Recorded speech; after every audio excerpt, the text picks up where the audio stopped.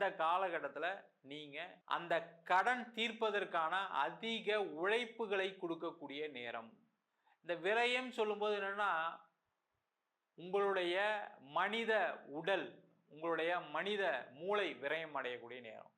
அப்போ நீங்கள் என்ன பண்ணணும், இந்த காலகட்டத்தில் அதிகமாக முயற்சி பண்ணீங்க அப்படின்னா அந்த விரயம் இருக்கிற மாதிரி இருக்கும், அந்த செலவுகள் இருக்கிற மாதிரி இருக்கும். ஆனால் வெற்றிகளை கொடுக்கக்கூடிய ஒரு அமைப்பு கண்டிப்பாக இந்த செவ்வாய் பகவான் கொடுப்பார்.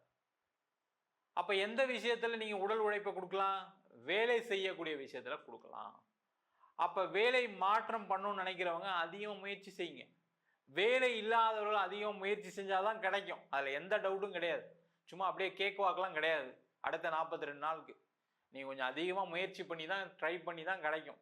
அதுலேயே நிறைய போராட்டம் இருக்கும், நிறைய போட்டிகள் இருக்கும்.